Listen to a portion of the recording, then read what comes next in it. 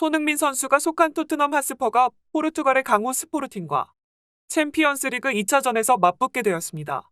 영국 여왕의 서거로 지난 주말 경기가 연기되며 충분한 휴식을 취한 손흥민 선수는 예상대로 선발 출장 명단에 이름을 올리며 첫 득점에 대한 기대감을 높여주었습니다.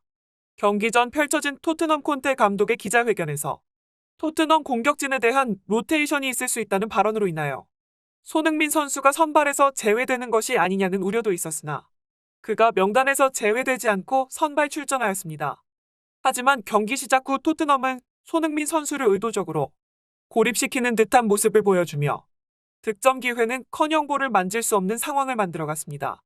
이에 평소 토트넘의 충성심이 강하고 동료와 좋은 관계를 유지하는 손흥민 선수가 평소와 다른 행동을 보인다며 현재 해설들 역시 놀란 모습을 보였습니다. 오늘은 이 소식을 자세히 전해드리겠습니다. 사실 오늘 경기에서 손흥민은 매우 억울한 피해자입니다. 그가 있는 곳으로 공을 전혀 주지 않는 모습을 보여주고 있습니다. 해리 케인은 히샬리송에게만 공격 기회를 제공하고 있고 히샬리송 역시 자신이 득점을 기록하려는 욕심만 보이고 있습니다. 도대체 콘테 감독은 손흥민을 왜 선발로 내보내는지 이해할 수 없습니다. 지금 손흥민 선수는 자신의 장점이 팀원들에 의해 빼앗기고 있어요. 뒷공간에서 빠르게 치고 올라와 역습 기회를 잡고 득점에 도전하는 것이 손흥민의 플레이인데 윙백인 페리시치가 공격 최전방까지 올라와 손흥민의 위치를 빼앗고 있습니다. 사이드에서 페리시치가 공간을 모두 차지해버리니 손흥민 선수가 중앙 수비수들에 갇혀 아무것도 할 수 없지 않습니까? 이 정도면 손흥민 선수에게 플레이할 기회를 주지 않겠다는 것과 다름이 없습니다. 두 선수 모두 직선적인 플레이를 펼치기 때문에 페리시치를 사용하고 싶다면 손흥민을 다른 팀으로 보내거나 아니면 페리시치 사용하는 것을 포기하고 세세뇽을 주전으로 사용해야 합니다. 내가 만약 감독이라면 당연히 손흥민을 살리는 전술을 사용할 것입니다. 그는 지난 시즌 득점왕 출신이지 않습니까? 그런데 득점왕 손흥민을 일부러 고립시키는 전술을 사용하며 페리시치를 공격진까지 올리는 건 이해하기가 매우 어려운 전술이네요. 더군다나 케인의 플레이를 보면 손흥민에게 전혀 공을 주지 않는 모습입니다. 그는 기회가 생기면 모두 히샬리송에게만 주고 있어요.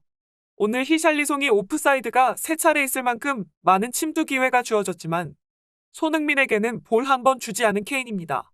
지난 시즌 보여주었던 호흡이 어디로 사라졌는지 잘 모르겠습니다. 그러다 보니 눈에 띄는 손흥민의 모습이 있습니다. 그가 이전과는 다르게 열심히 뛰어야 할 동기를 잃어버린 것 같습니다. 처음엔 그도 골 가뭄을 끝내기 위해 열심히 뛰는 모습이었지만 시간이 지날수록 그가 열의를 잃어버린 듯한 모습을 보여주고 있어요. 그의 마음을 이해할 수 있습니다. 열심히 뛰어도 공을 주지 않는데 어떻게 열심히 뛸 수 있겠습니까? 이번 시즌을 앞두고 많은 이적설 속에서도 토트넘을 지켰던 손흥민이지만 이젠 그가 토트넘을 떠난다고 선언할 것 같은 느낌도 듭니다. 실제로 그가 독일 레버쿠젠을 떠나던 마지막 해가 지금 토트넘에서 보여지는 손흥민의 모습과 비슷했습니다. 감독이 바뀌고 손흥민의 장점을 전혀 배려해주지 않는 전술을 보여주자 이적 요청을 해서 바로 토트넘으로 오게 되었던 경험이 있습니다. 그때의 표정과 행동이 지금 똑같이 나타나고 있어요. 아마 이번 시즌을 마치고 혹은 월드컵을 마치고 겨울이 된다면 손흥민이 이적을 요청하지 않을까 생각되기도 합니다. 실제로 현지 해설위원과 전문가들의 분석처럼 토트넘의 플레이는 마치 손흥민을 의도적으로 배척하는 듯한 모습과 유사했습니다. 페리시치와 케인은 손흥민에게 한 번의 패스도 하지 않는 모습을 보였고 모든 기회를 히샬리송에게 부여하는 것처럼 보였습니다. 그뿐만 아니라 콘테 감독은 손흥민을 위하는 첫 연기만 하며 매 경기 70분마다 그를 교체하는 언행불일치의 모습을 보여주고 있습니다. 많은 팬들이 이제 토트넘에 대한 배신감을 느끼며 그들이 아닌 상대팀을 응원하겠다고까지 말하는 상황입니다. 실제로 토트넘은 손흥민 선수를 교체하자마자 상대팀에게 2골을 먹히며 결국 상대적 약체 스포르팅에게 패배하는 모습을 보이기도 했습니다. 이번 시즌 손흥민 선수가 토트넘에 온 이후로 가장 큰 위기가 될 것으로 보입니다.